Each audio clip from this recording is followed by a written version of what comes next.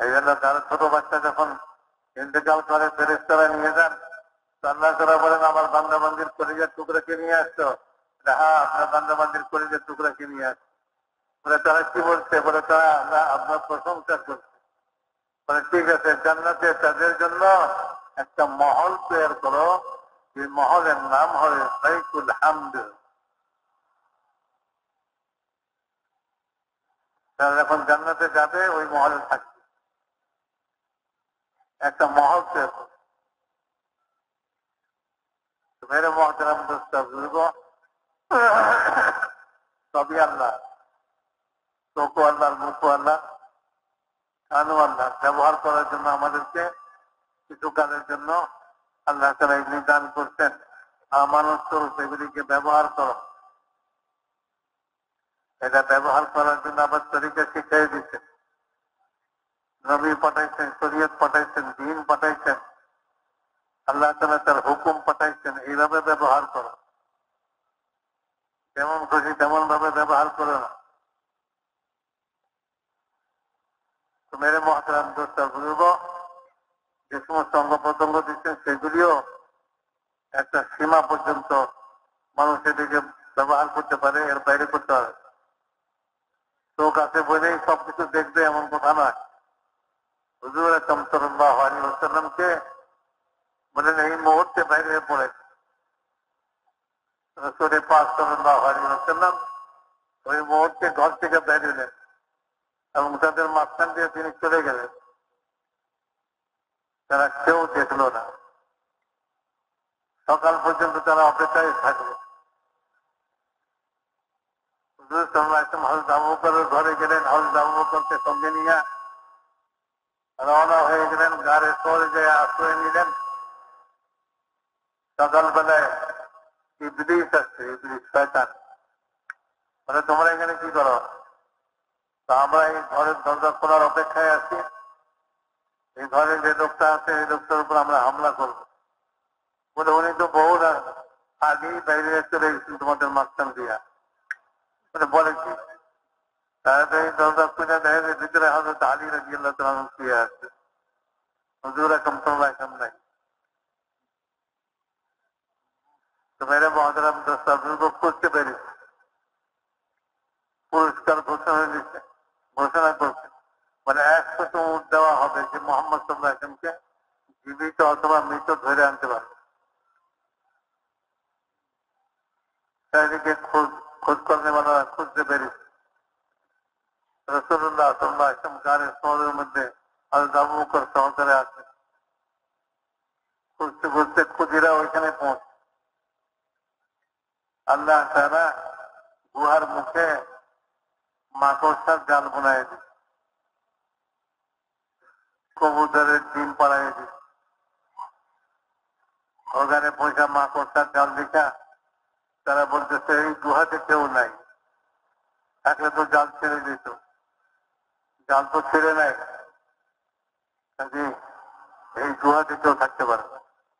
অথচ ভিতরে হযরত আবু বকর বলতেছেন ইয়া রাসূলুল্লাহ, আমি তো পাও দেখতে পারতেছি, একটু ঢুকলেই সে আমাদেরকে দেখে ফেলবে।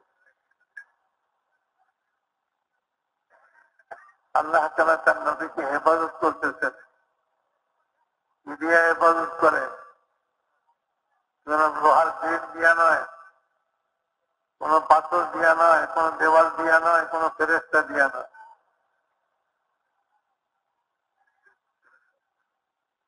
কোরআনে পাকের মধ্যে বলেন পাঁচের যত ষড়যন্ত্র আছে সবকিছু হলো মাকড়সার জালের মতো।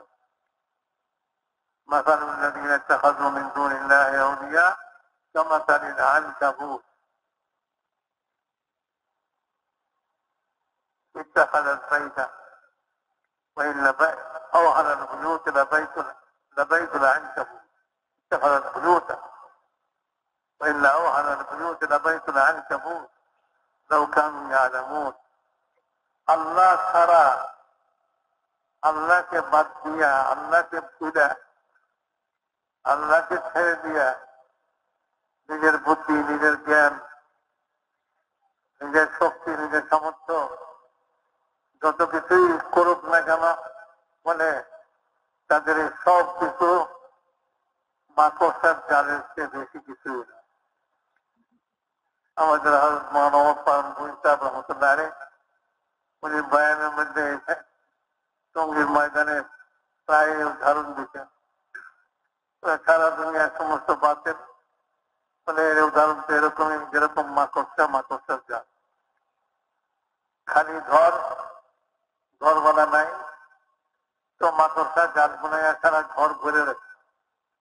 একদিকে লাল মাকড়সা, আরেকদিকে কালা মাকড়সা, আরেকদিকে সাদা মাকড়সা, উপরে কবুতরে বাসা বাঁধছে, এটার মধ্যে ডিম পারছে। তো ডিমের ছিলকা মাকড়সার জালের উপরে পড়ছে, তার বাসার খড়কুটা মাকড়সার জালের উপরে পড়ছে, জাল ছিঁড়ে নেয়। মাকড়সা খুব অহংকার করে, মানে কুটার উপরে কুটা পড়ছে, ছিলকার উপরে ছিলকা পড়ছে, আমার জাল ছিঁড়ে নেয়।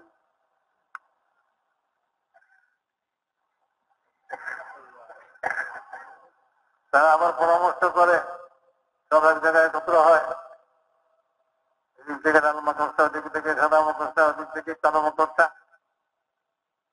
বিভিন্ন রকম প্ল্যান প্রোগ্রাম সারা দুনিয়াটাকে কি করে কবজা করা যায়। মেরে মহাতারাম দোস্ত বুজুর্গ বলেন যে কিছুদিন পর ঘরওয়ালা আসছে,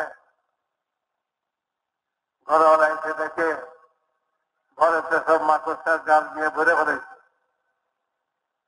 তো সে কি বোমা আনতে চাইবে, না কোনো পিস্তল আনতে চাইবে, না কোনো মেশিন গান আনতে চাইবে, কিছুই না। মানে একটা ঝাড়ু দেয়া, ঘর ঝাড়ু দেয়, ঘর ঝাড়ু মানে একটা ঝাড়ু দেয়া। ঝাড়ু দিয়ে যখন এদিকে বাড়ি দিচ্ছে, ওদিকে বাড়ি দিচ্ছে, সব শেষ। লাল মাকড়সাও শেষ, কালা মাকড়সাও শেষ, সাদা মাকড়সাও শেষ, তাদের যত দাম গুলা ছিল সব শেষ। উনি বলতেন খোদার আযাবের ঝাড়ু ফিরআউনের সমস্ত জালকে খতম করে দিচ্ছে। খোদার এক আযাবের ঝাড়ু নমরুদের জালকে সাফ করে দিচ্ছে, আর খোদার এক ঝাড়ু কারুনের জালকে সাফ করে দিচ্ছে। ওই খোদা শুরু থেকে আজল থেকে নিজ কুদরতের সঙ্গে আছেন, সর্বদা আপন কুদরতের সঙ্গে যেমন পূর্বে ছিলেন তেমনই আছেন। নমরুদের জমানায় যে শক্তি যে কুদরত খোদার ছিল, ফিরআউনের জমানায় যে কুদরত ছিল, কারুনের জমানায় যে কুদরত ছিল, প্রত্যেক নবীর জমানায় আল্লাহ তাআলা আপন আপন কুদরতকে জাহির করে। ওই কুদরতের সঙ্গে মুহাম্মদ সাল্লাল্লাহু আলাইহি ওয়াসাল্লামের সঙ্গে ছিলেন। কিয়ামত পর্যন্ত আল্লাহ তাআলা এই কুদরতের সঙ্গে থাকবেন। কিয়ামতের পরবর্তী অনন্তকাল আল্লাহ তাআলা আপন কুদরতের সঙ্গে যেমন ছিলেন তেমনই থাকবেন।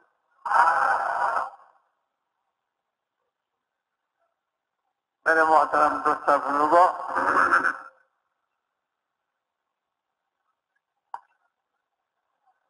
বাতিলের জাল এইভাবে ছিন্ন করেন আল্লাহ তাআলা যখন হক বানালা হকের মেহনত করে। হক বানালা হকের মেহনত করে। সব নবীরা হক নিয়ে আসছেন, দ্বীন নিয়ে আসছেন, হকের কালেমা নিয়ে আসছেন, লা ইলাহা ইল্লাল্লাহ। যখন এই কালেমার আওয়াজ লাগাইছেন, দাওয়াত চালাইছেন, নূহ আলাইহিস সালাতু ওয়াস সালাম ৯৫০ বছর পর্যন্ত দাওয়াত লাগাইছেন। আল্লাহ তাআলা আযাবের ঝাড়ু বের করতে বলে, এই নবী ৯৫০ বছর পর্যন্ত তাদেরকে সুযোগ দিলাম, আর তাদেরকে বুঝাইলেন আপনি, যারা আসছে, যারা আসে নাই তারা আর আসবার নয়।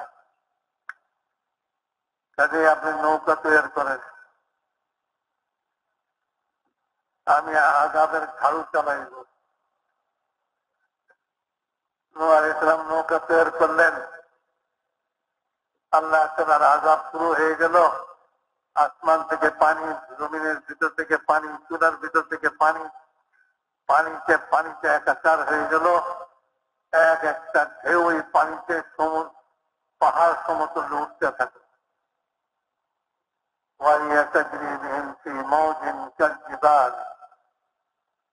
বলে যে ওই নৌকা পাহাড় সমতুল্য ঢেউর ভিতর দিয়ে চলতেছিল।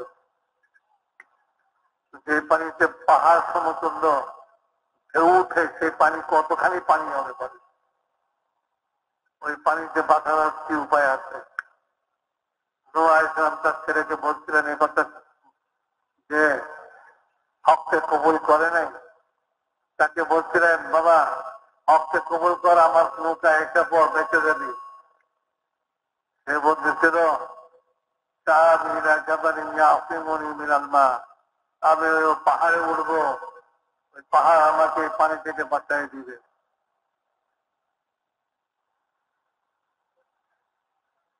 মেরে মহতরম দোস্ত, নূহ আলাইহিস সালাম জবাব দিচ্ছেন, লা আসিমাল ইয়াওমা মিন আমরিল্লাহি ইল্লা মান রাহিম।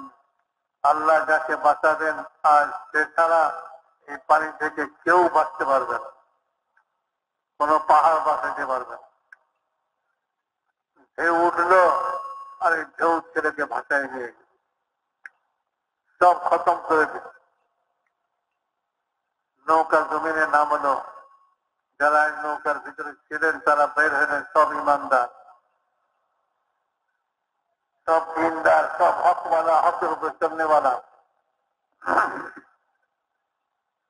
মেরে মহতরম দোস্ত বুজুর্গ, কিছুদিন চললো, হযরত নূহ আলাইহিস সালাম দুনিয়া থেকে বিদায় হয়ে গেলেন। তা আবার ওই ঈমান আস্তে আস্তে সীমিত হতে লাগলো, ওই ঈমান কমজোর হতে থাকলো এবং আস্তে আস্তে ঈমান খতম হয়ে গেল। সেখানে দুনিয়ার এই সমস্ত জিনিসের ইয়কিন জায়গা নিয়ে নিল। আজ যেরকম দাওয়াতের অভাবে একজন মুসলমান কলমা পড়নেওয়ালা, আল্লাহ আল্লাহ বলনেওয়ালা, সে টাকার জন্য পাগল, বলে টাকাই সবকিছু, টাকা না হলে কি হবে। আজ সে চাকরির জন্য পাগল, বলে একটা চাকরি না হলে কিভাবে চলবো। একটা ব্যবসার জন্য পাগল, বলে ব্যবসা না হলে কি করে চলবে।